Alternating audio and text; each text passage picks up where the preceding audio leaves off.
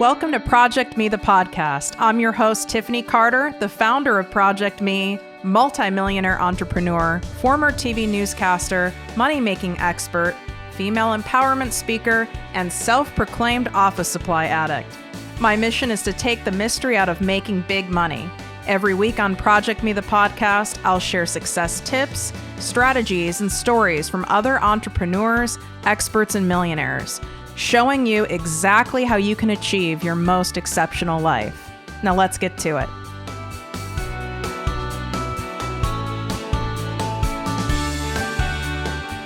Hey guys, thanks for tuning in to ProjectME the Podcast with Tiffany Carter. I'm so happy that you're here. This is the first episode of ProjectME, so it's extra exciting. Whether you're going back to the beginning and listening to this as a loyal fan and follower, or you're starting with me from the beginning of this awesome journey, thank you so much. I couldn't appreciate it more.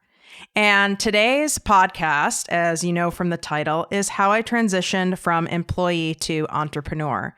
A lot of people are looking to be able to do that transition, and it can be really, really scary. Believe me, I was terrified when I did this transition myself 10 years ago. And so I wanted to make sure that you guys could get a first person's accounting of how that went. And I did it very well. I made a lot of other mistakes in my entrepreneur journey, but this transition I did from employee to entrepreneur went extremely well. So there's that, right? At least I can share with you how I did that. So let's get to it. So let's look at some key points, right? So I'm trying to put myself in your shoes. You're working for a company of a job that you may or may not like. You must not love it, or you wouldn't want to transition out of it.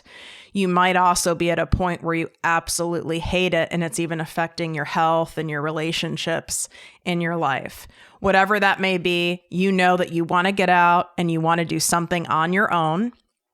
And you want to be able to probably work from wherever you want. Hashtag work from anywhere. Totally get you. I couldn't imagine going and having a desk job ever.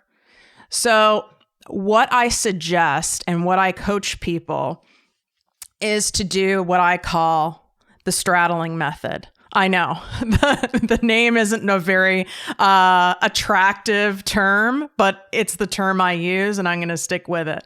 So the straddling method is, I don't recommend for anyone, unless you came into a huge inheritance or won the lottery or something like that. I don't recommend for anyone to just go from working at your W-2 employee job to turning in your resignation and just going for it, regardless of how much money you have in the bank. I don't agree with that. That causes extra stress and pressure. And whatever business you're wanting to build, that will spread like wildfire in it. People can smell desperation from a mile away. They can smell fake confidence. They can smell and feel all of it. I used to not think people could, because I could put on a pretty good false confidence front. They can, and it doesn't work. So what I did, I came from the pharmaceutical industry. My career started as a TV newscaster. Got out of that, transitioned into pharmaceutical sales, and then climbed the ladder in that pharmaceutical corporate world, which anyone who's listening, who's familiar with it, knows it's highly, highly stressful and a high competitive environment, although the pay is also high for the corporate world. I just couldn't do it anymore. I saw the writing on the wall. I saw what was happening with the industry and the amount of stress. And on my personal account, that type of business has a lot of sexual harassment in it, and sometimes on a daily level, to where it's very hard to escape. And I couldn't do it anymore. And I didn't want to do it anymore. So That's the first thing, is knowing you really are done and you really are ready and you're ready to implement a strategy, because that takes getting over a certain amount of fear in of itself, right? So I knew I was ready. Even though I'm someone who is very, very good with money, hence what I teach, and I had for sure a full year of expenses, living expenses, extra income, etc., in savings, I still didn't quit and go out and start my company. And the reason I already told you is there's a psyche involved that would have definitely kind of messed with my mojo. If my company didn't start making money as soon as I would start getting panicky and anxious, and it wouldn't be cute and it wouldn't be good for business. So what I did is I started a side hustle. So straddling is number one, knowing that you are ready to implement a strategy in transitioning into being an entrepreneur, #work from anywhere. Number two is knowing that and being ready to do a side hustle. So what that looks like for anyone who hasn't done it, it is obviously extra work because you're working at your primary job and you're having to start stuff on the side, but it all pays off. So what I did is I took my intensity level at my current job way down. I still performed to where it was a very good performance for my pay. I don't believe in gypping a company or stealing from them to go do your stuff on the side. I gave them their money's worth. I just didn't give them the 150% that Tiffany puts into something. So I dialed that down, which allowed me more mental clarity, time, energy, etc. And then I put the rest of the focus on my side hustle in what I wanted to do to create my company. So I wanted to basically get paid for what I was already helping people with daily and not getting any extra money for it. So working with doctors, large medical groups, C-suite executives, they would ask me about marketing tips, how to better market their medical practice, how to get more patients in, higher quality patients. I have a large amount of experience in the dermatology and cosmetology arena. So a lot of those patients are cash patients. They're not insurance. And I'm telling you that to give you context. So they wanted to know how to get more of those high quality patients in who are paying for those high ticket services, all those injectables, Botox, Restylane, all those things. And because they are my clients, it's my job to have lunch with them, dinner with them, talk to them, engage them, educate them on the various drugs we were promoting. I kind of had to answer their questions. I wasn't going to sit there and go, well, if you want to know that, you have to pay me for it. But after a while, it got kind of old because they already knew what drugs I had. They were already writing them and liked them. So our conversation switched to marketing, to public relations, how they could make a name for themselves as a doctor. How could they get on Dr. Oz and get on podcasts and things like that? So I went, you know what? Someone needs to start paying me for this. So what I did is my top clients from my W-2 job who really asked me the most, who I had helped for free, and they had seen good results and were very appreciative. I went to them the next time they asked me a question. Some of them I went to proactively, and I told them in confidence that I am starting my own business. I'm starting it on the side while I'm still working for Company X.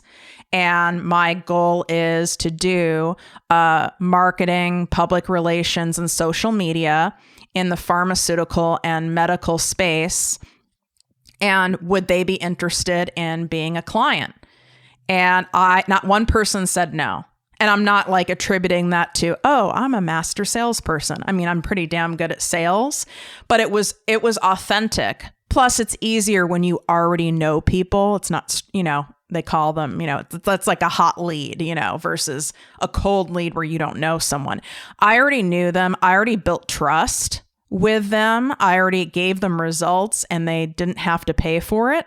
So when I told them what I was doing, it was kind of a no-brainer, but I also didn't tell them the cost just yet. But then I got there, right? So I had probably 4 clients, and within about, I would say, 6 weeks of making sure these clients who I targeted to share this information with confidentially and ask them if they wanted to be a client of my firm. And that company still exists to this day. It's TLC Enterprises, and TLC Enterprises also owns ProjectME, the podcast. But it is a separate company. And so they definitely were appreciative of me disclosing, that I'm doing this on the side and to keep it in confidence. And this is my goal. That made them feel more intimately involved in my life. And it even built further trust. So now I had, it was like between 4 and 6 clients for TLC Enterprises, for that, my first company I was starting. So I had to start obviously delivering for them while maintaining my other job. Yeah, that wasn't pretty. I tell people that first year and a half of owning a business it's a lot of work. And when you're straddling, it's a lot of work, but I still feel it is the best way, unless, like I said, you have some huge inheritance that came to you where you have an amazing cushion. So I started making, obviously more money because I have clients for TLC. So that money I had to get a separate account because that's what you have to do when you start a business. And I'll do another podcast on administrative things like that, things that I didn't know either. So had to have a separate account, which was great because I wasn't touching that money and I was seeing that grow while I was maintaining my W-2 position. What this did to me mentally, even though it was a lot of work, I was so excited and empowered. There was a great high that came from being able to get clients, get these people to say yes. That was awesome. I was like, oh my God, it's possible. I can do it. So that fueled me. That fueled my energy. Plus, I found myself really enjoying delivering for them, coming up with a marketing strategy, having strategy sessions, implementing that strategy, creating, social media accounts for them, etc. I found myself really liking it. So that also helped fuel my energy when I was tired. I call it this new entrepreneur high that happens when you start a new business. It certainly doesn't last forever, but it is there and it helps you push through. Okay. So that's how I straddled, right? I had a number in mind of income that I had to consistently be bringing in per month for me to feel comfortable enough to quit that W-2 job. It didn't have to match exactly what I was making, but it had to reach a level that was comfortable for me, that I knew, okay, I have this base here. And if God forbid this base of my new company, for whatever reason, takes a whole nother year to grow, I'll be okay. And I won't be in a panicked, paranoid, money noise state. For me, what I needed at that time was $5,000 a month. So I needed to know I could pay my mortgage. I could pay a car payment. I could pay the insurance, all those things. I needed to know that all that stuff could be covered, plus not sacrifice my lifestyle, meaning my high-end gym membership, the food I like to eat, being able, to dine out and go out with friends, and not be able to sacrifice travel, maybe not doing as much travel initially, but just not being able to sacrifice that. That's what's important for me. Everyone's different. And when I work with people one-on-one, we go over that. What is your plan? What is important to you? What would make you feel safe in the sense that you wouldn't get super rattled and you could maintain composure and patience? Everyone's number is different. Some people's is way lower than that, and good for them. But mine was at $5,000. So I got to $5,000. I felt it was consistent. I would say it was probably 6 months. 6 to 8 months where that number kept coming in. And in fact, it did keep increasing in my case, which was awesome. So I felt safe to leave that position. And I did. And I left it with integrity and respect and gave a notice and left. I still left as I was a regional director. I still left with having the #1 region in the country. I didn't screw over my employer in order to meet my goals. I just operate out of high integrity, and I don't think that's right. But I also know every circumstance is different. You could work for a horrible, nasty person. Everyone's situation is different. So that's straddling. And I went into that much depth because I want to make sure you guys understand why I feel that's important and why it works. Because no matter what business you're dreaming of starting, there's a sales component. You have to get customers. You have to get clients, no matter which way you look at it. And if you have money noise running in the back of your mind, like, oh my God, this month there were no sales and there's more expenses because, right, you're an entrepreneur. You have to buy the copy paper. You have to buy, if you're doing things in the digital space, you have to buy a whole bunch of different platforms, and they're like $9.99 a month, $12.99 a month, but those start adding up. You have to buy paper clips and pens. And so the stuff starts adding up. That can kind of mess with most people's brains, even the best of us, even the most fearless people I know. At a certain point, it's like, oh my God, now it's month 3. I have more going out than I have coming in. Oh no, what am I going to do? People can smell that desperation, that anxiety, and you just won't be your best self when you are trying to attract a new client. It's just not going to work. People can sense it. And so when you have that W-2 cushion, right, that you've already been accustomed to, you can still say to yourself, okay, it's month 6 and I'm really not making much, but I'm okay. You don't have that fear response doesn't come up as much. Some people say they're really fueled by that fear response. I get that.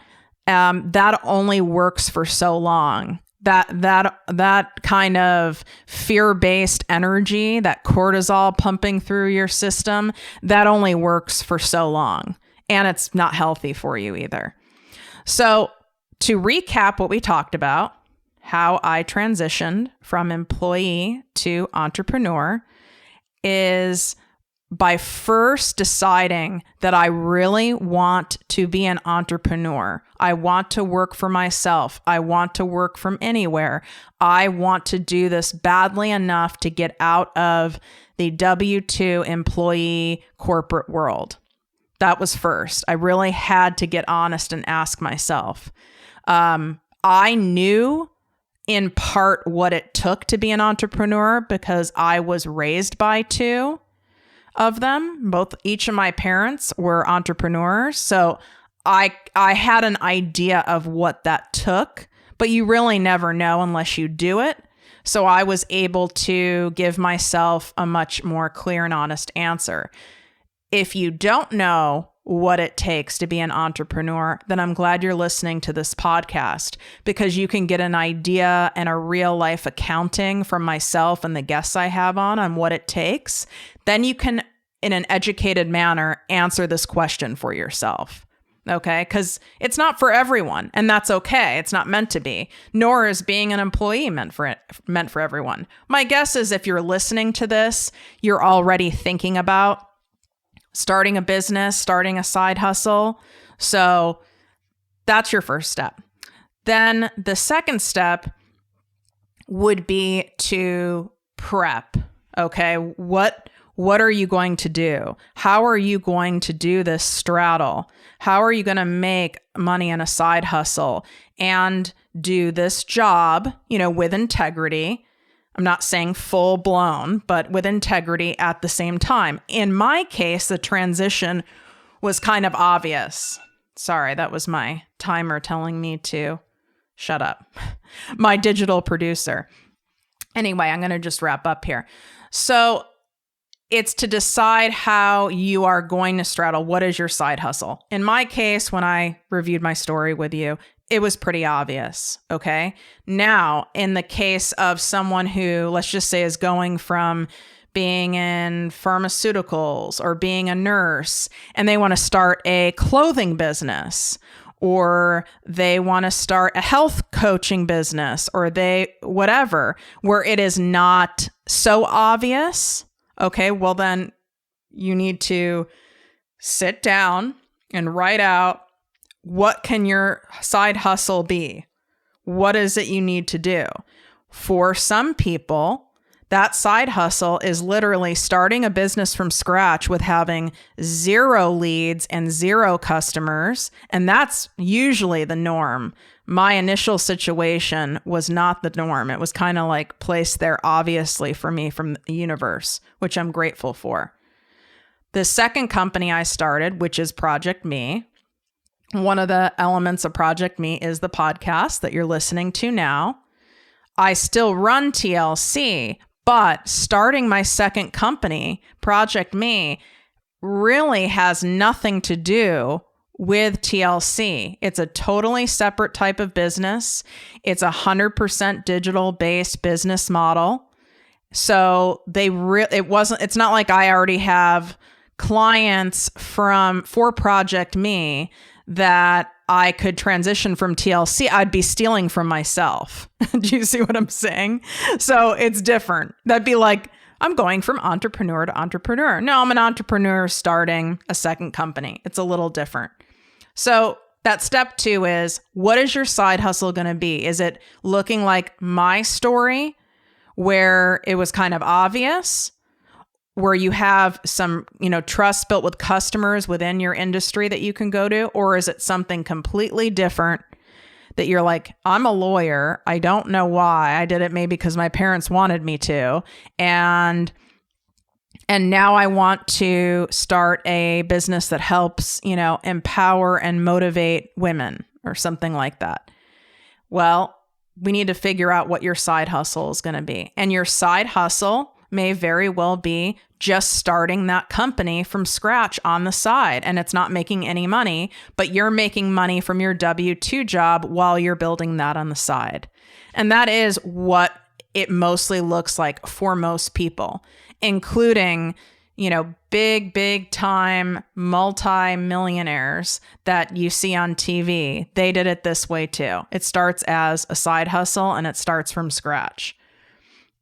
And so then the third thing is to decide what that side hustle, what does your business you're creating on the side, how much money does it need to generate on a monthly basis for you to feel confident and safe and good about quitting that W-2 job? What is it that you need? Is it $5,000? Is it $3,000? Is it $100? Is it none? There are people who they say, I have nothing to lose. I'm in debt. So what's the point? I don't recommend that, but everyone's different. And I'm not going to stop someone from their path. I'm just going to share what I feel is the best path that I took and that I have helped coach others take. So think of what that dollar amount is. And you can think about that dollar amount like right now and today. You don't need to wait until you start your side hustle to think about that dollar amount. Most of us know what that dollar amount is in our head when we take a couple minutes to think about it. Once you reach that dollar amount and it has occurred over however many months that you need to feel comfortable and safe. For me, I needed like 6 to 8 months of consistency because I came from a very inconsistent business. The world of pharmaceutical sales is not consistent. Sales isn't consistent. So I needed to have a consistent base for me to feel confident and safe and exhilarated and great about turning in that notice. And so what is that time frame for you? How much money is it? And what is the time frame of seeing that money coming in every month? And then you get to do the fun part and you get to write your resignation letter and go and be free. So I hope this episode helped enlighten many of you on going from employee to entrepreneur. I thank you guys so much for listening. And I always, always, always am wishing you great wealth, health, and worth. If you enjoyed this podcast, please write a 5-star review on iTunes. Not only will this make me super happy, but it will allow more listeners to find our special show. Simply help me help others.